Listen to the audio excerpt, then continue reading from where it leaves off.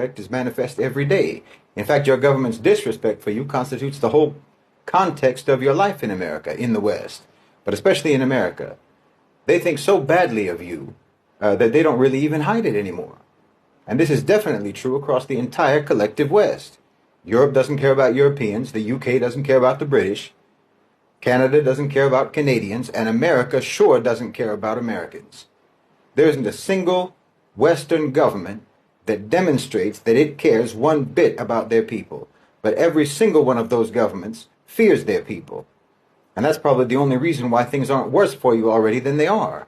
If they thought that they could get away with it, if they thought that they could get away with treating you with the same brutality and the same violence that they used against the people of the global South, well, they would do it in a heartbeat.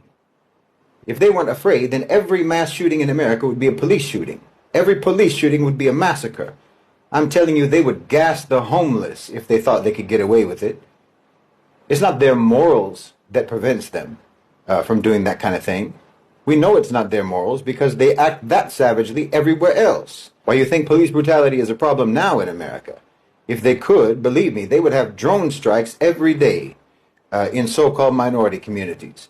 We know that they would do that because that's what they do to all the other people around the world who look like you, so-called minorities in other countries. They have no moral opposition to mass killing. They have no moral opposition to wanton violence and brutal repression. That's what they do everywhere. And they would do it to you in a heartbeat if they could. If you don't think that that's true, then you're seriously deluding yourself, and you actually need to get ready for this, because the conditions of colonized countries are going to materialize in the West in the not-too-distant future. Mark my words. Well, how are they going to do that if they fear you? Because listen, when they fear someone or fear something, they don't just sit around biting their fingernails. The powerful don't have the power that they have because they're complacent and because they're passive. That's one thing that you have to give them. You have to give to the ruling class credit where credit is due, the institutions of power. They're proactive when it comes to threats to their position. And they've been working, like I said, to address the threat that's posed by their populations, the threat that you pose. They haven't been just hiding their heads in the sand hoping that the danger will pass. No, they have been actively, aggressively, and relentlessly doing everything necessary to neutralize you. And the more they neutralize you, the more viciously they can deal with you. The more sidelined and the more marginalized that the population becomes, the easier it will be to take the glove off of that iron fist. See, overseas, they get the iron fist directly, but back home, they put a glove on.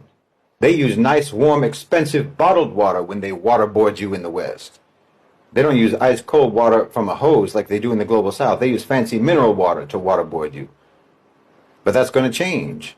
Please understand me. This is what people in the West need to understand. Your system is parasitic. It's predatory, and they prey on whoever they can by any means they can.